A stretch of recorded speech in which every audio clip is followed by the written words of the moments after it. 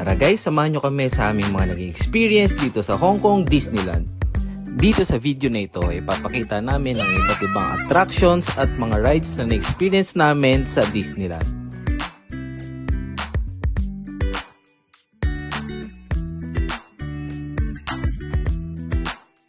Ito naman guys ay yung pila na papasok ng Disneyland.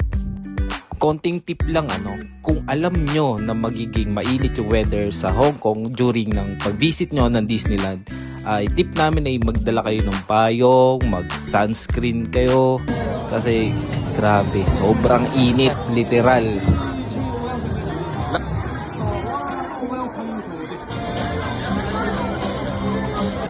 And ayun din pala, muntik ko na makalimutan, importante rin magdala tayo ng tubig. So bali kami sa labas pa lang ay may binili na kaming bottled water, and sa loob naman ng Disneyland ay marami daw mga drinking fountain or drinking faucet. Pwede kayo mag-refill doon. Kasi kung doon na kayo bibili sa loob, yun nga, medyo mahal. So ayun guys, bali nandito na tayo sa aming first ride. Ito yung Ant-Man. Ito, chill ride lang to, pang bata, tamang laser lang, ilaw-ilaw sa loob, ganun.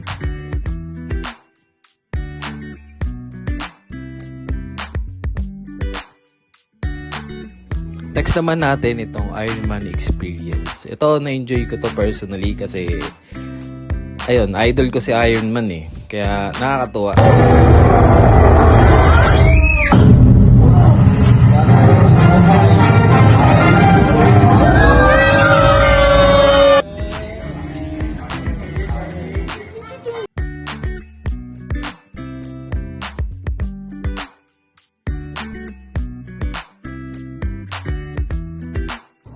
Ito naman yung ride ni Iron Man. So, parang lang siya, simulator lang siya actually. So, okay lang, na-enjoy ko naman.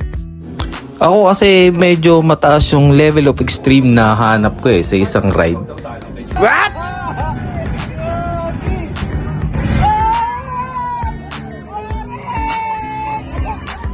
Talaga ba? Alam mo yan, love, basic.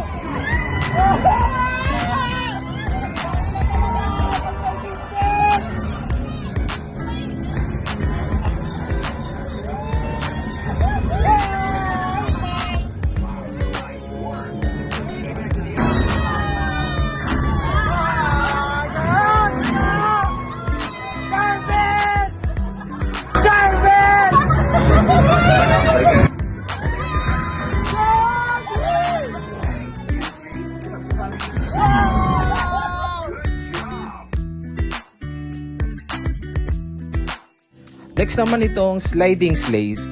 Ayun nakakasagintawan ng isa Pinipilit kasi nila ako sumakay dyan guys. Pero ayun nga, kasi parang may na-try na ako nyan na parang mas extreme dyan. So parang feeling ko maboboard lang ako dyan kaya di na ako sumama.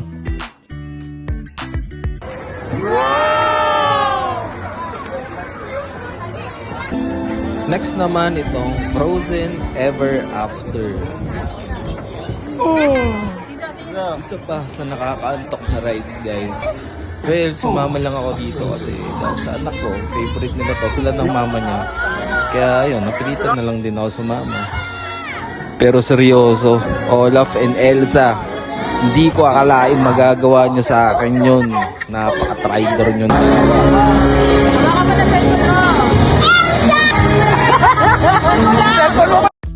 So ayan guys, ayoko na lang i-spoil ko ano yung nangyari sa loob kung ba't pinapawakan nila sa akin yung cellphone ko. Kayo na lang, try nyo na lang din para ma-experience nyo.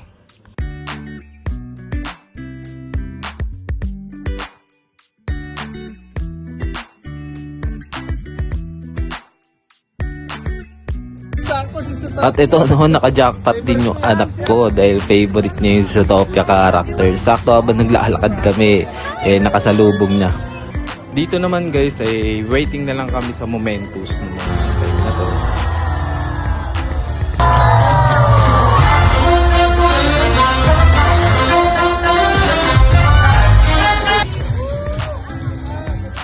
So ito naman guys, ito yung uwian na to. Ayan, palabas na kami ng Disneyland.